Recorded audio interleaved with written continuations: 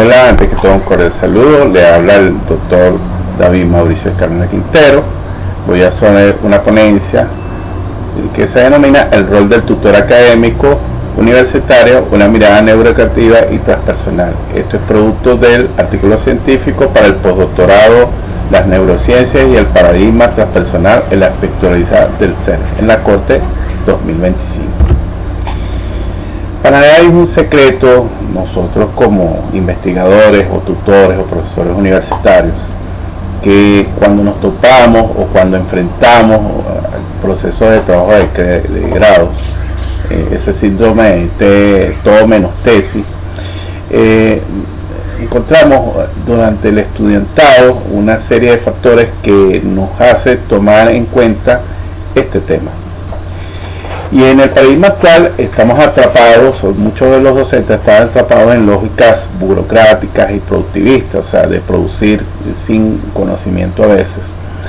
Hay una confusión del sistema, se confunde la lentitud reflexiva del desinterés y el silencio gestante con negligencia por parte del estudiante, porque vemos que el estudiante se paraliza frente a un profesor todo omnipotente, todo sabelo todo, que tiene conocimientos, y a veces esa presión hace que el estudiante se desconecte porque no encuentra eco ni reconocimiento, sino una corrección de formatos, pues. Ahora bien, el propósito de este estudio es repensar el rol del tutor académico universitario desde los marcos de la neurociencia y la psicología transpersonal. Pero el objetivo en sí es redefinir su función como facilitador de procesos cognitivos y afectivos que preceden y sostienen la producción académica.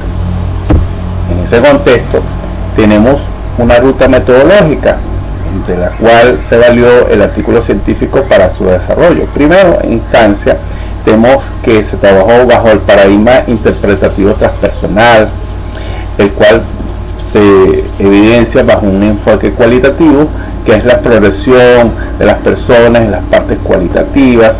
Se trabajó bajo un método de autoetnografía sobre las experiencias que particularmente he tenido durante 30 años a lo largo de mi carrera profesional como profesor, y dentro de las experiencias con compañeros profesores.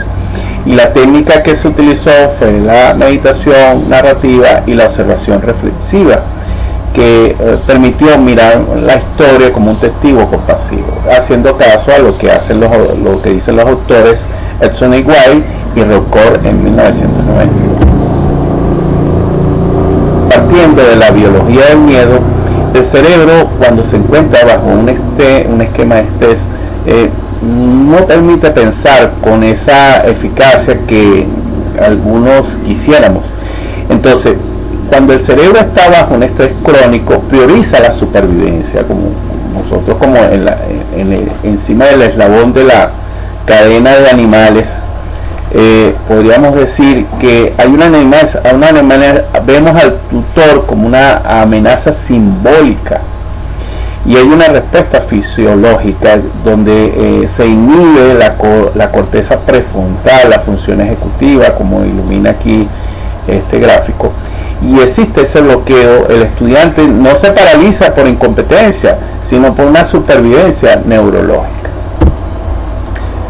Y volvemos a lo que nosotros veníamos conversando anteriormente, cuando decíamos que cuando existen ese tipo de profesores, tutores académicos, que se paran frente a un estudiante que está terminando su condición académica, se paraliza porque piensa que lo que está haciendo mal, y el profesor lo que está en una época de producción, rápido. Entonces, la neuroeducación, el cerebro aprende en relación, y hay una dualidad aquí, una parte de emoción y una parte de pensamiento, y hay una nueva visión en la enseñanza basada en el cerebro, que es la neuroeducación. Y la conexión superior requiere un estado de calma y seguridad emocional. Aprender no es acumular datos, es remodelar la propia arquitectura cerebral con los conocimientos que se adquieren. Ahora, ¿cómo hacemos esto? ¿Cómo desbloqueamos la condición superior? Aquí hacemos caso a lo que dice Bejar. Y el rol neuroregulador del tutor es una persona que escucha sin juicio, que que no tiene que entrar a esa faceta de amigo, sino que hay una facilidad o un respeto entre mutuos, donde también hay un proceso de validación en contención para que el estudiante dé una apertura cognitiva y un grado de confianza que se debe establecer. Ahora bien, en los conceptos del paradigma transpersonal en la educación no se ve como un mero hecho. La educación integral no separa el saber del ser, lo integra en un acto de transformación, como lo señala Wilmer. Esto trasciende la visión del estudiante no como un mero productor de textos o receptor de conocimientos, sino que rompe un patrón rígido, autoritario, tradicional que se ha establecido a lo largo de los años en una educación conductista y positivista en nuestra universidad venezolana. Ahora bien, tenemos, cuando conseguimos ese miedo, la amenaza de lo que se denomina el bono académico, donde hay un proceso de exigencia burocrática, cumple unos lapsos, tienes que producir, si no produces te quedas, y hay una contención humana, ese miedo se fortalece y a veces los tutores no son tan efectivos y ese estudiante paraliza. Y pudiera ser que esto sea un estudiante de alto rendimiento, pero no tiene las capacidades a veces o no sabe expresar las capacidades con su tutor. Ahora, ¿cuál es el perfil del tutor transformador?